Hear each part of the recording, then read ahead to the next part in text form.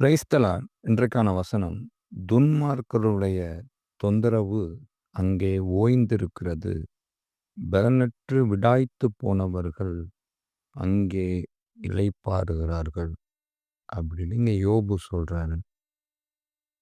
யோபு ஏன் இப்படி ஒரு வார்த்தை இங்க சொல்றாரு அப்படின்னா, அந்த அதிகாரத்துல நீங்க முழுமையா ஸ்டார்ட்டிங்லேருந்து வாசிச்சு பார்த்தீங்கன்னா தெரியும். யோபு வந்து துன்பப்படுறது, வேதனைப்படுறது, பாடப்படுறது இதெல்லாம் குறித்து அவர் வந்து முறுமுறுக்கிறார், வேதனைப்படுறார்.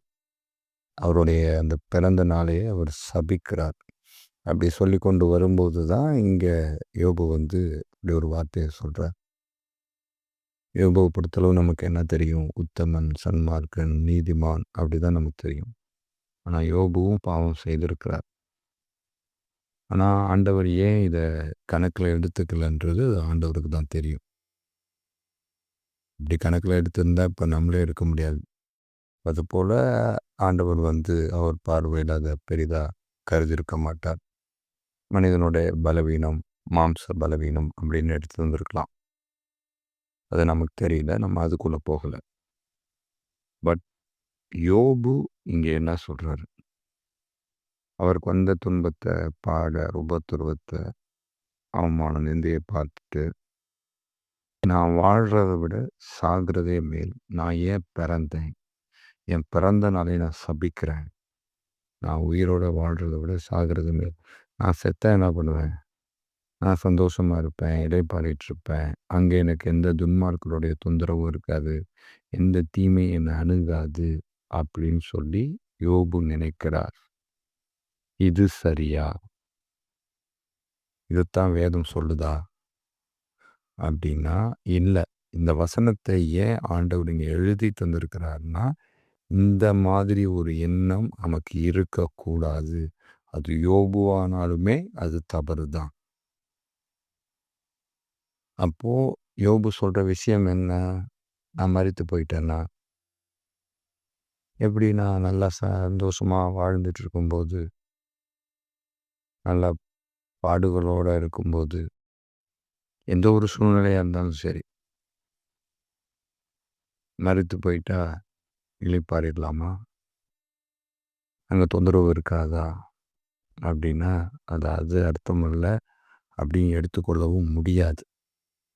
ஏன்னா வேதத்திலே அதுக்கு நமக்கு உதாரணங்கள் இருக்குது. மெயின் விஷயம், இங்க ஆண்டவர் சொல்ற விஷயம், உனக்கு குடுத்த ஆயுள நான் தான் உன்னிடத்திலிருந்து எடுக்கணுமே தவிர, நீ எடுக்கக்கூடாது. நீ அது போகணும்னு நினைக்கவும் கூடாது, முறுமுறுக்கவும் கூடாது. சிம்பிளா சொல்லணும்னா, தற்கொலை பண்ணிக்க கூடாது. உன் உயிரை மாய்த்து கொள்ளக்கூடாது. இல்லன்னா உன் உயிரை சபிக்கக்கூடாது. அதெல்லாம் ஏன் வாழ்ந்துட்டுருக்கேன்? நான் செத்தா நல்லாருக்கும். அங்க போனாவாவது பிரச்சனை இல்லாம இருப்பேன் அப்படின்னு. மிகப்பெரிய தவறான ஒரு முடிவு. இன்னைக்கு நம்ம அநேகர பார்க்குறோம். ஈஸியா பிரச்சனையினால, கடன் பிரச்சனையினால, குடும்ப பிரச்சனையினால, ஏதாவது ஒரு ஏதாவது ஒரு பிரச்சனையினால ஈஸியா என்ன பண்ணிடுறாங்க? தற்கொலைன்றது மாதிரி தற்கொலை பண்ணி இறந்துடுறாங்க. அவங்க நினச்சிடுறாங்க இதோட பிரச்சனை முடிஞ்சிருச்சு. அவ்வளோதான். இனிமே எந்த பிரச்சனையும் கிடையாது. நம்ம நிம்மதியா இருக்கலாம். அவ்வளோதான். செத்த பிறகு என்ன தெரிய போகுது அப்படின்னு. அதுக்கப்புறம் தான் ஒரு வாழ்வே இருக்குன்றது பாவம் அவங்களுக்கு தெரியாது. நீங்க செல்ஃபோன் வாங்கி குடுக்கலன்னா சூசைடு. சூதாட்டத்தில சூசைடு. இல்லீகல் ரிலேஷன்ஷிப்புக்காக சூசைடு. எது எதுக்கோலாம் சூசைடு. காரணமே இல்லாம. நீட் தேர்வுல பாஸ் பண்ண முடியலன்னா சூசைடு. இப்படி சாத்தான் பலரை வஞ்சித்து தற்கொலைக்கு நேராய் நடத்தி ஆத்துமாவை அழிய பண்ணி கொண்டிருக்கிறான். அத உணராம தான் இன்னைக்கு அநேகர் இந்த தவறை செய்கிறாங்க. வேதத்திலே பார்த்தீங்கன்னா, பழைய ஏற்பாட்டின் காலத்துல சவுல் தன் ஆத்துமாவ நஷ்டப்படுத்திட்டார். கடைசியில பட்டயத்தை நட்டு விழுந்தான் இருக்கு. ஆத்துமாவை இழந்து போனார் சவுல். அவ்வளோதான் சவுலோட ஆத்துமா போச்சு. முடிஞ்சிருச்சு. அந்த ஆத்மா எங்கே போகும்னா நேராக அது வந்து நரகத்துக்கு தான் போகும் அப்படின்னு சொல்கிறாங்க. சூசைட் பண்ணி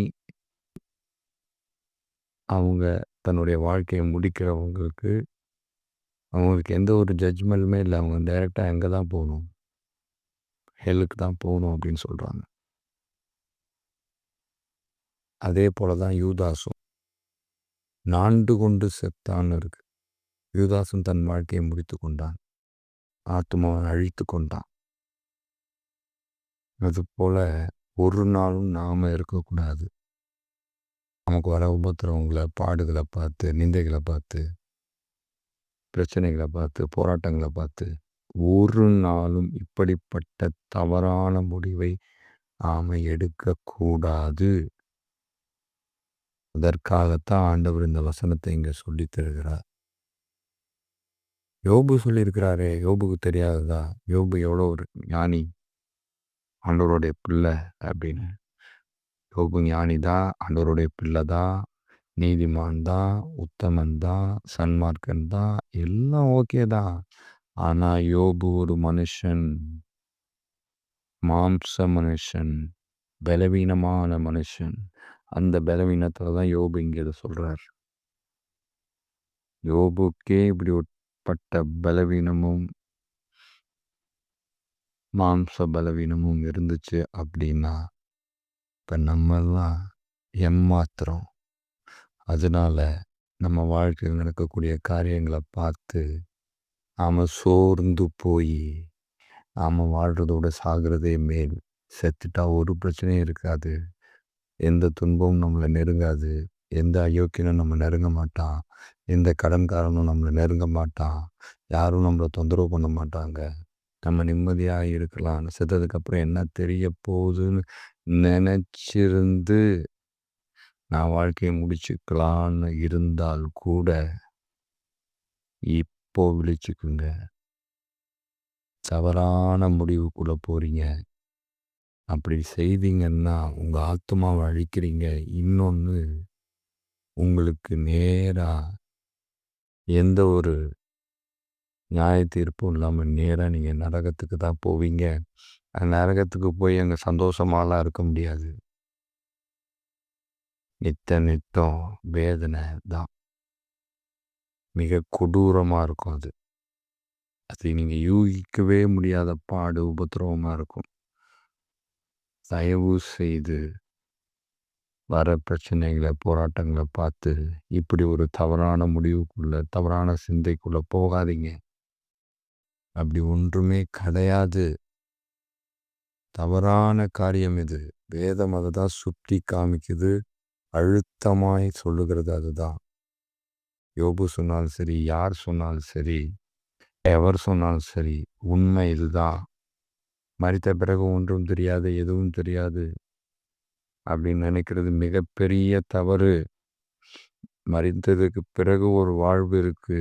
அந்த வாழ்வு நாம் ஆண்டவரோட வாழப்போகிறோமா, இல்லை சாத்தான் பங்கடைந்த அந்த அக்கினி கடலுக்கு போகிறோமாங்கிறது தான் மிக முக்கிய காரணமாக இருக்கிறது. அதற்காகத்தான் எல்லாரும் ஆண்டவருடைய வழியை நோக்கி போகணும்னு சொல்லி அவ்வளவு பிரயாசப்பட்டு கொண்டிருக்கிறாங்க. இன்னைக்கு ஆத்துமாக்களை ஆதாயம் பண்ணி கொண்டு இருக்கிறாங்க. அதற்காக ஓடிக்கொண்டு இருக்கிறாங்க. அப்படி இருக்கும்போது நம்ம இப்படி ஒரு தவறான முடிவை எடுத்து ஆத்மாவை அழிச்சு கொள்ளக்கூடாது. அதை தான் இந்த வசனம் சொல்லுது, சொல்லி கொண்டு இருக்குது. புரிந்து கொள்வோம், தெரிந்து கொள்வோம். காதுள்ளவர்கள் கேட்க கடவர்கள். ஆமென்.